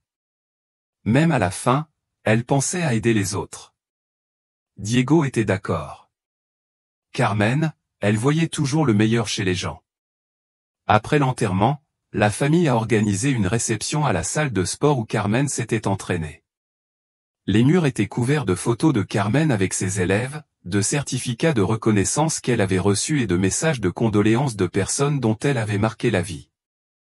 Miguel Ángel Torres Jiménez, le propriétaire de la quincaillerie Krill qui avait fourni des informations cruciales sur Roberto Moreno, était venu à Chihuahua pour les funérailles. Monsieur Herrera, je regrette d'avoir rencontré Roberto Moreno et d'avoir été impliqué, bien qu'inconsciemment, dans la chaîne d'événements qui a porté préjudice à votre sœur. Miguel Ángel, vous n'avez rien fait de mal. Au contraire, vos informations ont été cruciales pour résoudre l'affaire. Sachez que chez Krell, nous mettons en place de nouveaux protocoles pour vérifier les qualifications de tous les guides travaillant dans la région. Nous ne voulons pas qu'une telle chose se reproduise. Diego était heureux que la mort de Carmen entraîne des changements positifs qui protégeraient les futurs touristes. Le capitaine Luis Fernando Ruiz Mendoza était également présent aux funérailles avec plusieurs membres de son équipe d'enquête. Diego tenait à vous informer que l'affaire Carmen a modifié nos protocoles d'enquête sur les touristes disparus. Nous effectuons désormais des vérifications plus approfondies des directives non officielles et enquêtons plus rigoureusement sur toute incohérence dans les témoignages initiaux. Pensez-vous que cela aurait fait une différence dans le cas de Carmen? Absolument. Si nous avions su pour Roberto dès le premier jour, nous aurions retrouvé Carmen beaucoup plus rapidement. L'inspectrice Claudia Martinez Herrera a ajouté, les preuves que nous avons trouvées dans cette affaire contribuent également à résoudre d'autres affaires non résolues dans la région. Nous pourrions découvrir que Roberto et Javier étaient impliqués dans d'autres crimes. L'après-midi avançait, Diego s'asseyait avec ses parents pour réfléchir à tout ce qui s'était passé depuis la découverte du sac à dos de Carmen 2 semaines plus tôt. « Tu te sens mieux maintenant que nous connaissons la vérité ?» demanda sa mère, Isabelle. « Oui, non », répondit Diego avec honnêteté. « Je me sens mieux en sachant ce qui s'est passé et que justice a été rendue, mais je suis aussi triste de savoir que Carmen aurait pu être sauvée si Roberto avait fait ce qu'il fallait. Au moins, maintenant, nous pouvons honorer sa mémoire comme il se doit, a déclaré son père, Roberto, et nous pouvons ainsi faire en sorte que d'autres apprennent de son histoire. » Diego a acquiescé. « J'ai pensé à créer une fondation en son nom, qui aiderait à former correctement les guides touristiques et à sensibiliser les visiteurs à la sécurité en montagne. » C'est une excellente idée, a déclaré Isabelle. Carmen aurait été fière de savoir que sa mort avait eu un effet bénéfique pour les autres. Esperanza Delgado Castro, la garde forestière qui avait lancé l'appel initial et relancé l'enquête, a contacté la famille. « Monsieur Herrera, je voulais vous dire que nous avons décidé de nommer le sentier où nous avons trouvé le sac à dos de Carmen le sentier Carmen Herrera. Une plaque commémorative expliquera l'importance de la sécurité en montagne et de la vérification des guides. Diego était profondément ému. Carmen aurait adoré ça. Il a toujours cru que l'éducation était le meilleur moyen de prévenir les tragédies. Alors que la réception touchait à sa fin, Diego a reçu un appel du procureur Adolfo Mendoza Vázquez.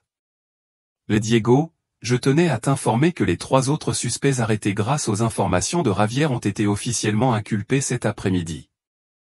L'un d'eux a déjà avoué et fourni des informations sur d'autres membres du réseau. Cela signifie que l'affaire va continuer à prendre de l'ampleur. C'est possible, mais le volet concernant Carmen est complètement clos. Roberto et Javier commenceront à purger leur peine demain. Diego était satisfait de savoir que le volet juridique de l'affaire était enfin clos. Une semaine plus tard, il retourna à Krill pour la dernière fois afin de visiter les lieux importants de l'affaire. Accompagné d'Esperanza, il se dirigea vers le cercle de pierre où Carmen avait campé ces dernières nuits. « Qu'est-ce que ça fait d'être ici maintenant ?» le demanda Esperanza.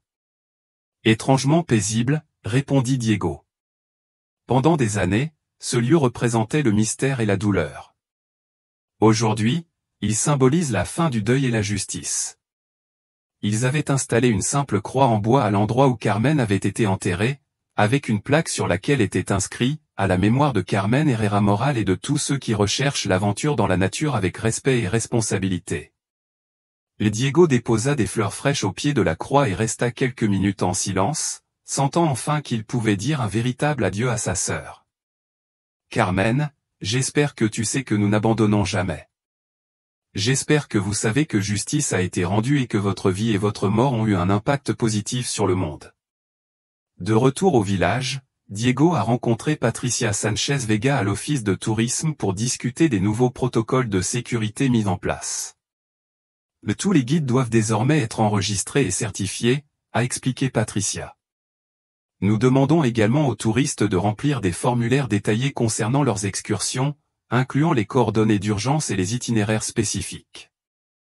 Si quelqu'un souhaite faire appel à un guide non officiel, il reçoit des avertissements clairs sur les risques et se voit remettre une liste de guides certifiés. S'ils insistent pour faire appel à des guides non autorisés, ils doivent signer une décharge de responsabilité et fournir les coordonnées du guide et des membres de leur famille en cas d'urgence. Diego était ravi que ces changements rendent les montagnes plus sûres pour les futurs visiteurs. 6 mois plus tard, en octobre 2018, Diego a officiellement créé la Fondation Carmen Herrera pour la sécurité du tourisme d'aventure.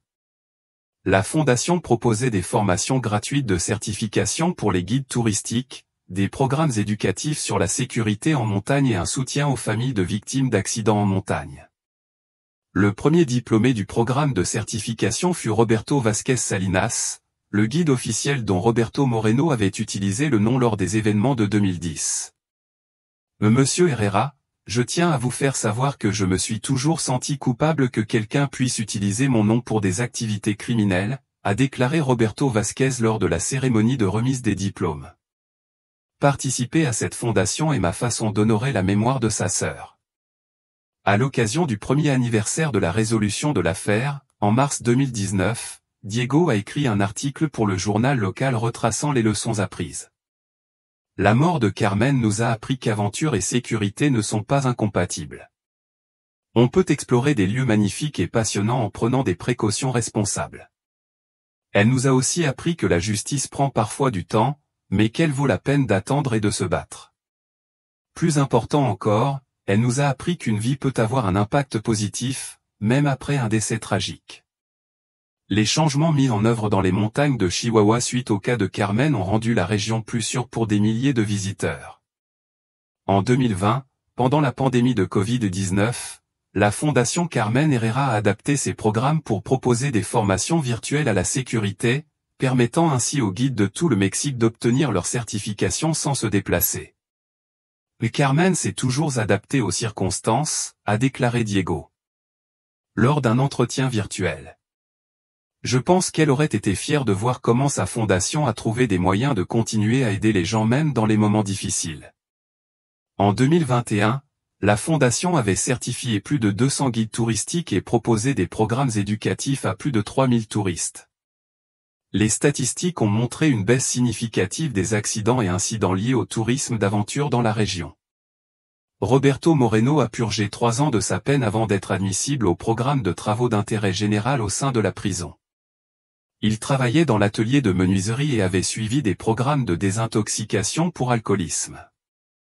Dans une lettre adressée à Diego en 2021, Roberto écrivait « Monsieur Herrera, il ne se passe pas un jour sans que je pense à Carmen et aux conséquences de mes actes. J'ai profité de mon séjour en prison pour réfléchir à mes erreurs et essayer de devenir une meilleure personne. Je sais que je ne pourrai jamais réparer les dommages que j'ai causés, mais j'espère qu'un jour je pourrai apporter une contribution positive à la société. » Javier Montt a également mis à profit son séjour en prison, en suivant des programmes éducatifs et en travaillant à la bibliothèque de la prison. Ces informations ont permis le démantèlement complet du réseau de drogue et la condamnation de 9 autres personnes. À l'occasion du 10e anniversaire de la mort de Carmen, en mars 2020, la famille a organisé une randonnée commémorative dans les montagnes de Chihuahua. Plus de 500 personnes y ont participé, dont des guides certifiés, des touristes locaux et internationaux, des représentants des autorités locales et des membres de la communauté alpiniste. La randonnée s'est terminée au mémorial permanent de Carmen, une structure en pierre naturelle ornée de plaques d'information sur la sécurité en montagne, en espagnol et en anglais. Diego, aujourd'hui âgé de 42 ans, s'était découvert une nouvelle passion pour le travail de la fondation. Son épouse, Gabriela, l'accompagnait fréquemment lors de ses voyages pour mettre en place des programmes de la fondation dans d'autres régions montagneuses du Mexique. Carmen aurait adoré voir comment son histoire a inspiré des changements positifs à travers le pays, lui a confié Gabriela lors de la marche commémorative. Son impact s'étend bien au-delà de Chihuahua. Les parents de Carmen, Roberto et Isabel, aujourd'hui septuagénaires, ont trouvé la paix en sachant que la mort de leur fille avait permis d'améliorer considérablement la sécurité des autres.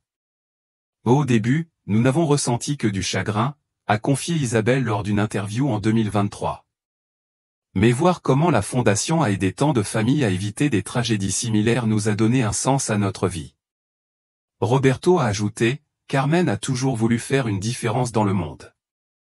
Il est ironique que sa mort ait eu plus d'impact positif que de nombreuses vies. En 2024, la Fondation Carmen Herrera s'est développée à l'international, en mettant en place des programmes d'échange avec des organisations similaires au Costa Rica, au Pérou et en Colombie. Diego a été invité à prendre la parole lors de conférences internationales sur le tourisme. Responsabilité et sécurité dans les activités de plein air. L'histoire de Carmen trouve un écho auprès des familles du monde entier qui ont perdu des proches dans des accidents évitables, a déclaré Diego lors d'une conférence à San José, au Costa Rica. Mais elle incite également les professionnels du tourisme à prendre davantage la sécurité au sérieux.